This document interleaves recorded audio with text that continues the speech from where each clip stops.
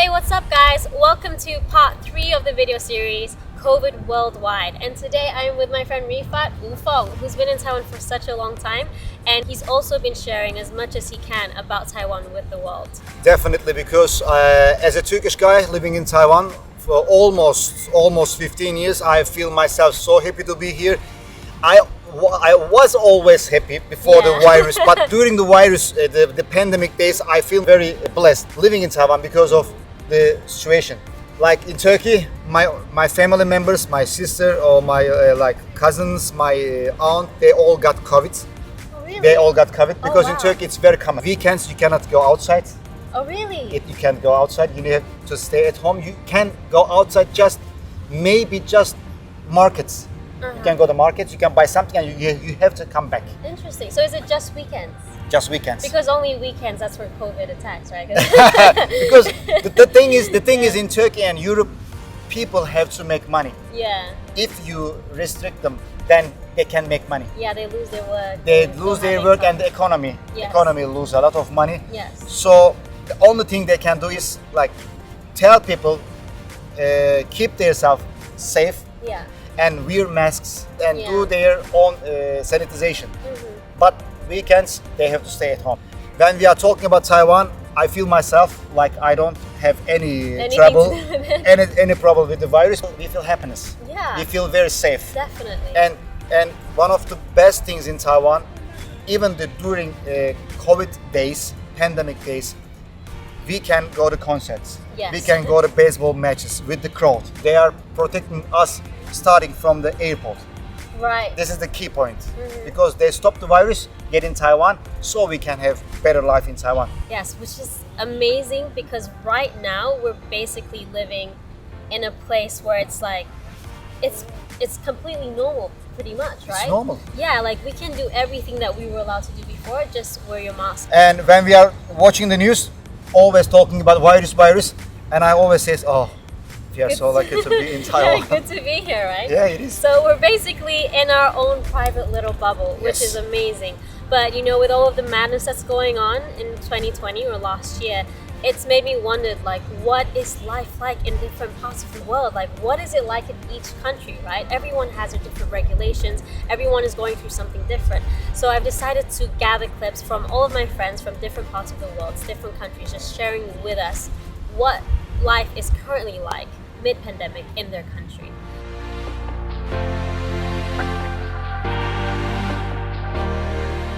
Hello, I'm Isabella. I'm from Panama. The current COVID situation here is very, very, very crazy. I'm currently in Sydney, Australia.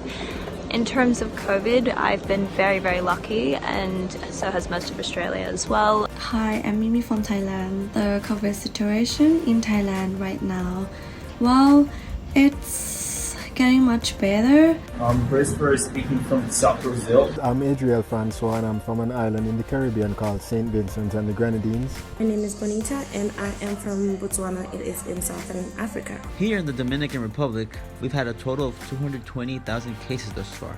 These are quite okay numbers compared to other Latin American countries. Hi everyone, my name's Hannah and I'm in the UK. COVID-19 in Canada, where to start? I guess last year back in March, we thought it was going to be about 2 weeks, maybe 3 weeks of stay-at-home orders, and then we'd all be back in the office, back to regular, but obviously as things progressed, that wasn't the case. We didn't have any lockdowns for 2020 and most of our cases were from international flights. We didn't have local spread. However, going into 2021, we have finally gotten to a stage where we have local spread, unfortunately. We are on a 4-day lockdown of sorts, and this would be the first one we've experienced for the entire time COVID has been around. So, when we first had our cases of COVID-19, a nationwide lockdown was put in place. This took place for a period of 2 months. Only essential workers were allowed to leave the house. However, they had to have a permit, which was either issued from work or they had to apply for it online. Any other individual who wished to leave their house had to apply for a movement permit. If you couldn't get a movement permit, you couldn't go outside, even to the shops. Since March, we've been in lockdown. Could go out only 3 times a week. for 2 hours depending on the last digit of your ID. We were in that type of lockdown until I think November, and it changed, and then we have a curfew. We used to have it from 5 a.m. until 11 p.m. But since the second wave, now our curfew is from 5 a.m. to 7 p.m. After the second lockdown, when pubs and restaurants reopened, they were only open until 10 p.m. and service shut a little bit earlier to ensure that everyone got out by 10 p.m. Currently we're easing out of our third lockdown. We had a few months of stringent lockdowns, and then once the summer arrived, it was a little looser where people could go out and socialize with a certain number of people. Moving into the later part of the year, it went back to lockdowns, continual waves of infections. Local shops were not allowed to open. Everywhere you go, to the hospital, to the shops, in public transports, at work, everywhere you go, you have to register your name, your number, and where you live. This was done so that when an individual had contracted COVID-19, contact tracing would be done. Those people were contacted and they were took to quarantine. Similar to Taiwan, masks were mandatory everywhere, public transportation, anytime you go inside a building. And there's still restrictions on how many social gatherings and indoors and outdoors and such, but it is pretty much back to full capacity as of last week. You gotta wear a mask if you're going shopping, if you're going to the mall, even if you're going to the gym. You're not allowed to party and make social events, but the reality is somewhat different. People still party and still can find icons if you want to. We do have police checking people now and then if they're wearing masks. When you find that you're not wearing your mask properly, if you have it like on your lower chin or just holding it, or your nose is not covered, you are charged roughly around 600 NTDs.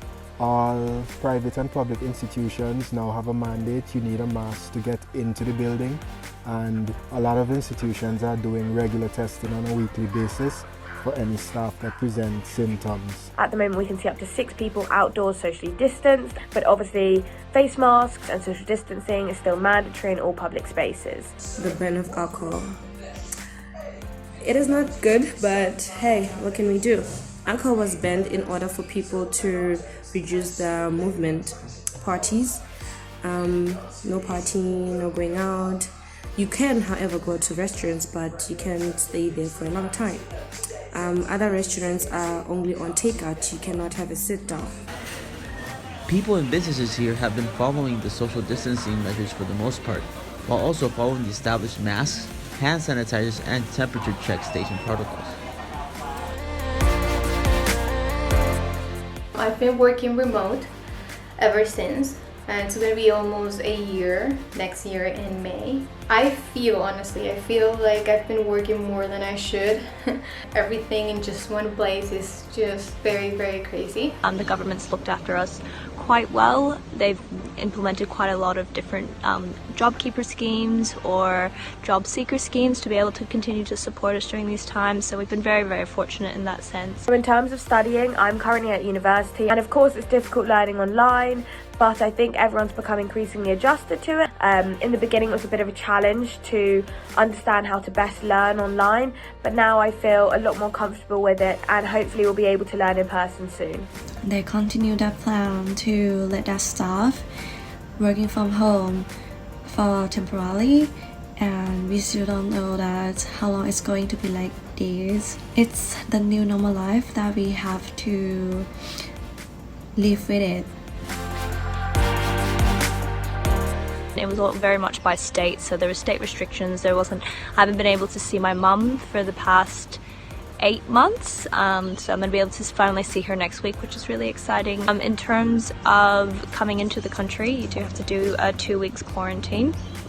And in terms of leaving, you have to submit a request. So I think you can leave if you are leaving for good, but if you're planning on trying to come back in or go for a holiday, they said that they predicted they're not going to let anyone do that until about 2023, I believe, which is a bit unfortunate. In comparison to the way things are going in Taiwan, certainly hasn't been handled the same. Borders were left open for a number of weeks or months.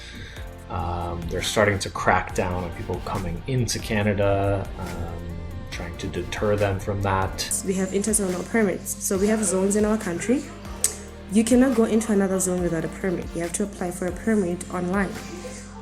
During holidays though, it's not easy to get those permits because they don't want people to be traveling a lot. They just make it difficult to get permits so that people do not travel in large numbers. Only essential workers and a few people can travel.